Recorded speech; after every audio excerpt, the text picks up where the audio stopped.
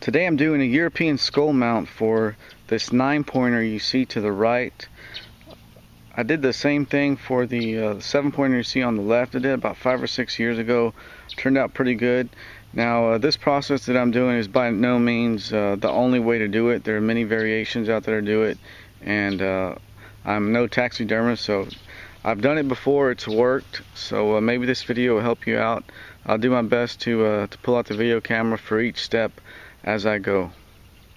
Before we get started here, a quick safety note.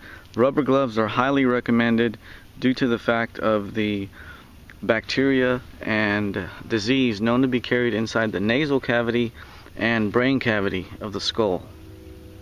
The first step I'm going to do is remove as much of the hair, skin, hide, and tissue as I can to cut back on the boiling time. I know some guys out there, they leave it as is and boil it in the pot, but it does take a little bit longer. So what I'm going to do this time is I'm going to try to take off as much as I can to cut back on the boiling time.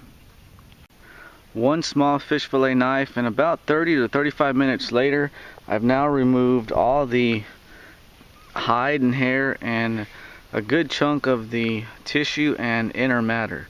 Next will be time for the boiling pot. We've now moved into the boiling phase of the European skull mount. As you can see, I've added some foil to the base of the antlers. I did this the very first time I did a European skull mount. It turned out really well. I didn't see any burn marks or discoloration. We are about an hour and a half into the boiling phase, and a lot of the tissue and inner matter is starting to come out now. Alright, so here we have some big chunks of flesh and tissue starting to hang off. Just get you some pliers or needle nose and get deep in there and then start yanking some of that off. Right now, like I said, about 2 hours is what I'm at right now.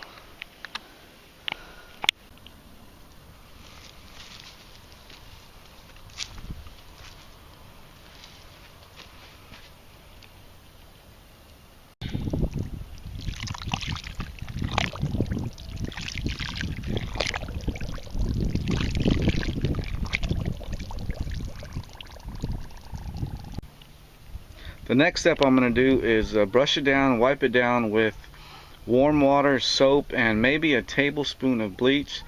And after this, we'll be moving on to the hydrogen peroxide soak. Okay, so we're just about done here. We're now on the hydrogen peroxide soaking, and this step is something you'll want to monitor as you go, depending on how white you want the skull to turn out. Also, you'll want to use a toothbrush to get in those hard to reach spots and brush out some of the darker stains. In this side-by-side comparison, the antlers on the skull to your left, I've applied a coat of high gloss wood varnish which give it the shine, and the skull itself has a thin coat of flat white, satin white spray paint.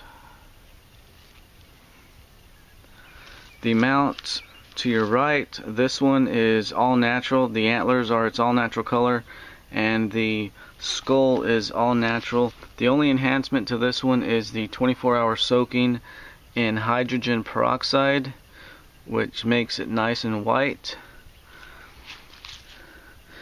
So these are two unique looks that you can go for while doing your European skull mount. So there you have it, a European skull mount on a Texas whitetail. Takes a little work, but well worth it. Hope this video helped you some.